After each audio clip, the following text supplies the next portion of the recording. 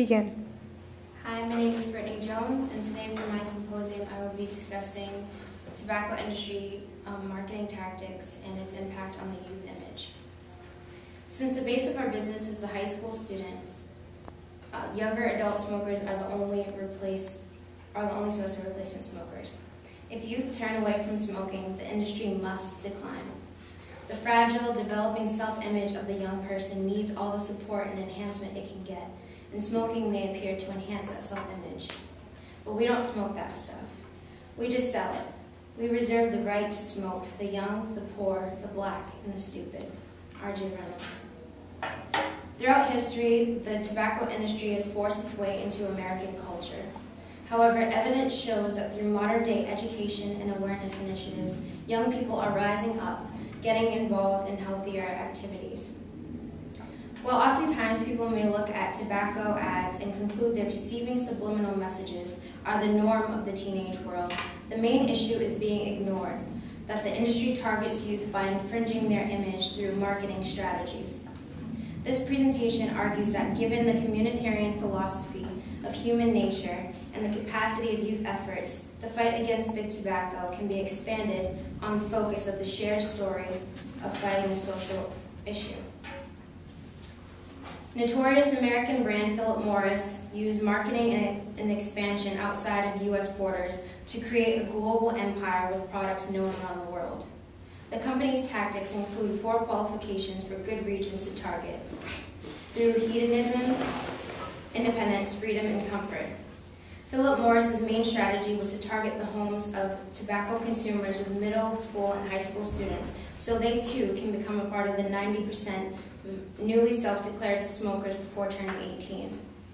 Although the tobacco industry has implemented warning labels on their packages, subliminal messages give adolescents the idea to succumb to peer acceptance, rebellion, risk-taking, and stress relief. The industry does this by using teen models as spokespeople to carry out messages in a way that would motivate teens to follow along. However, the focus of tobacco control consists of health education, restricting the promotion of tobacco, and changing the social acceptability of smoking. In contrast, if you look at the attitudes of free market advocates, as people, each of us has a fundamental right to the liberty with the things we own, provided we gain the respect of others to do so. This idea ties into the fact that society stands on the normality of tobacco consumption and has accepted it to be a part of the American culture without taking responsibility for its health repercussions. Moreover, the Kantian categorical imperatives pinpoint the flaws of the tobacco industry by looking at the distribution of their products as an end and not a mean. If the motives of youth are what the industry primarily feeds on, then we need to think of the core motives of Philip Morris and other notorious brands when combating advertising tactics. From a biblical perspective, one could argue that Acts 2 emphasizes the fact that people sold property and possessions to give to anyone in need.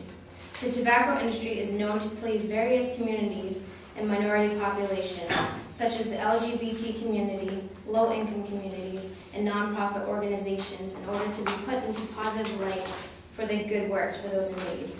However, the 84 movement in Massachusetts works to impact youth as a teen and spread awareness about the deception of the tobacco industry. The movement uses a strategy of framing a common history to show unity as a generation to fight big tobacco companies. They emphasize that we as a people are situated beings who can use a common story to influence others to alter the culture of what we know to be a positive norm. Through proactive initiatives and educational workshops, stats of teen smokers have decreased as youth empowerment and non-smoking teens have increased to a total of 86% in Massachusetts. A solution to combating tobacco consumption on youth nationally would be to educate them on the importance of investing community resources in youth, preventing them from falling into the industry's trap. Adults need to take on the responsibility of training and mentoring youth, working to ensure that they have good advocates in their movement and resources to become a successful generation. Tobacco industry icon R.J. Reynolds stated that the fragile self-developing image of young people can be enhanced through smoking.